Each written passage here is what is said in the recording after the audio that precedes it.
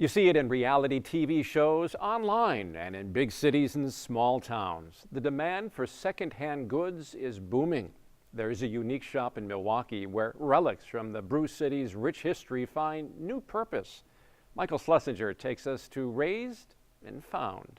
Pretty much everything is for sale for the right price. Kevin Fogel speaks on what his store has to offer.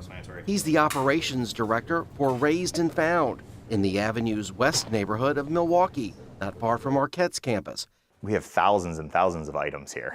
We have hundreds and hundreds and hundreds of boards of different types of lumber. We've got tons of sinks, light fixtures, pieces of hardware, cabinetry, you name it, appliances, all kinds of stuff. It's all about repurpose and reuse, hence the name of this nonprofit. The word razed means the tearing down of a building, which we do by hand here. And then it's also kind of like the whole lost and found feel, or the, kind of treasure picker find at a, at an antique store or rummage sale. So yeah, it was a group effort amongst our staff. Keep in mind, so many of the items have some sort of connection to Milwaukee's past. This is a pre-Prohibition era barrel from Independent Brewing Company. They did survive Prohibition, which was amazing. There weren't a lot of them, and they lasted. They brewed their last barrel beer in, I think, 1963. So they lasted through the 60s. They weren't quite ever as well known as the giants and Miller and Pabst and Schlitz and Blatz and those guys, but. What do you like about the barrel events? The character, I mean, it's such a character with this. Oh, I mean, the history of it is amazing, but this is something that we wouldn't do today. You can see that this head has been repaired so many times. This would just never happen today. And that's so interesting to me to see, we talk about that old world craftsmanship. I mean, they would repair everything. They wouldn't throw anything away. Check out this tin work from a Schlitz Tide House, once located on 17th and Wright. That's tin? This is tin, yeah. It's really impressive. We have a few pieces of it in the shop. There's not a lot left. There's 2 pieces this large left. That's about 6.5 feet long, give or take.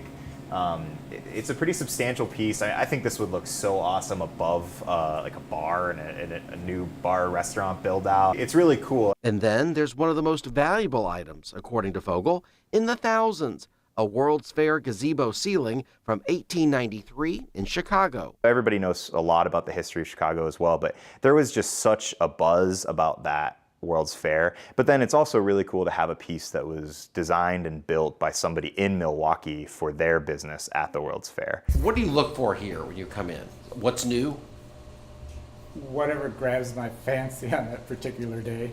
Frank Garcia from Racine is a regular customer.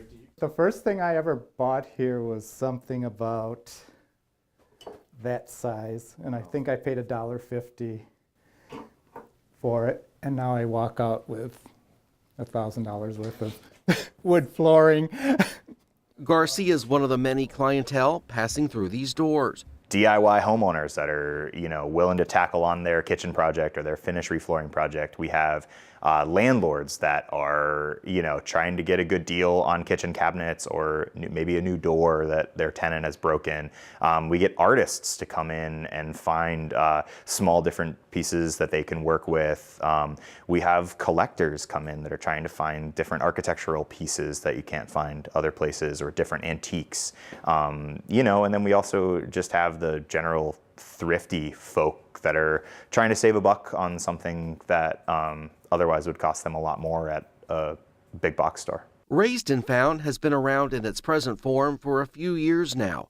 There's hope to expand in turn. By expanding, that means we're expanding our impact on the environment and saving this, more of this kind of historic material. I would love to see us in a space that's double, maybe triple size of this at some point, and with a triple size staff as well. All while never overlooking any potential buyer making an investment in something that mattered to somebody a long time ago. Everything has a story, and that's something that we hear from our customers so much, that they want to hear where this piece came from. Why, just like you asked, what is the most historical significant piece?